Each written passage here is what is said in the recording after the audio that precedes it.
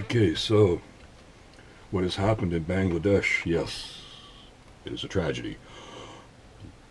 Has it happened before? Will it happen again? What can be done about it? I don't know. But killed at least 348 people. Okay, so that's pretty bad. This one hit hard this time. When I say this time, yeah, it has happened before. And the workers are getting kind of ticked off, and they're in an uproar about it. They want change, of course. What can be done? Ongoing problem? Yeah, it is. Facts and figures. Okay. Uh,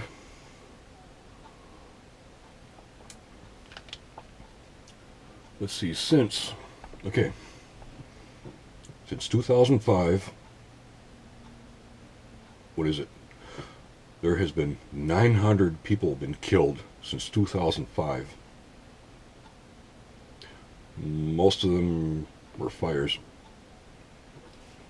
And so, yeah, this has been going on. 900 people in the past 8 years. What else we got? Bangladesh police took 6 people into custody in connection with the shoddily constructed building. Shoddily constructed? They're all built like that. They don't have no standards. They don't have no building codes. Okay, so what can be done about this? Let's see. Well, for starters, more than 4,000 garment factories. Okay, that's a lot. It generates 80% of Bangladesh's exports, worth about 20 billion per year. Right, yeah. So, I had my suspicions about certain things here, and I think my suspicions are confirmed because, let's see, we got the Shikha district, where the majority of all these factories are. There's only 18 inspectors monitoring thousands of these factories. 18. Hmm. And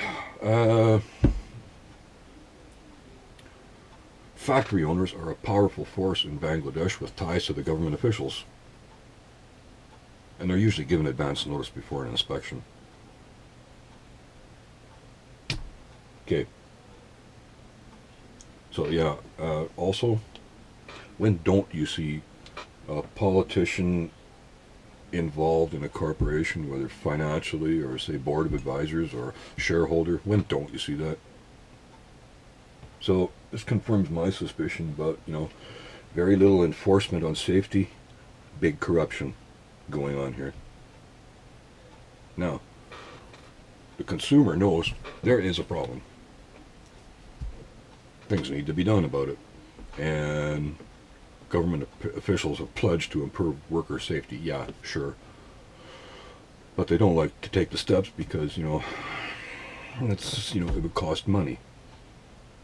And, nowadays, things used to say made in China. Well, now China is even turning to Bangladesh for manufacturing of some of its goods because the labor standards are, the wages have gone up in China, so even China's turning to them. All right, well, okay, and what else? So, some labor rights activists. One of them was tortured and murdered. Well, I can see, if you're corrupt and got lots of financial power and you got lots of money, then you should be the ones implicating enforcement towards safety standards. Yet, I guess if you got the money, you can enforce your own standards, like hiring thugs to make sure that things go your way. Yeah, okay. So, what else? Let's see. So, yeah, there's not much. The workers are getting pretty pissed off about this, and there's really not much they can do because they're all a bunch of corrupt bunch of bastards. Uh, but what we have is companies like Walmart, or people in this companies in this retail industry. What they're starting to do is they want to be the ones to implicate change. They want to provide money towards better safety standards, okay? So what's that tell me? That tells me that, okay, so they want to be the ones to provide money for this problem because of the situation. What that tells me is that, okay, the consumer knows there is a problem, but they don't quite understand the dynamics of what's going on here, okay? Now, these retail corporations, they know there's a problem, they know what's going on, they know there's corruption going on, because they're the ones deciding that, okay, well, yeah, a lot of people know that there's bad working conditions in sweatshops, so, you know, they want to be the ones to make the change so it doesn't look so bad on them. What's that tell me? That tells me that companies, corporations in this retail industry know there's corruption going on. Okay? They know this is going on. The average consumer, they just see it as sweatshops, bad working conditions, but they don't really realize the corruption going on. So if these major corporations know about the corruption going on, well, then that means they know all along this has been going on. So that means right now, because of what has happened, Bangladesh is pretty much under the international spotlight. They might be forced to make changes, but will any changes be done about this? You know? And big industry going on here. You know, the retail corporations could find somewhere else to have all these pants and shirts made for just as cheap, and you'll get the same thing over again. Oh, I don't know, maybe we should get, I don't know, we can strike a deal with North Korea, have them make, you know, for cheap labor, make all this stuff, because, you know, they know how to make buildings instead of using mud and 2x4s. Sure. But then people would say, oh, there's a human rights violations going on there. No, no, no. So is anything going to be done about this? Hard to say. But here's the sad part of it all. The consumer wants a discount. Okay, so, no, what if I decided, oh, you know what, I'm going to open up a retail chain and I'm going to advertise domestically made product, okay?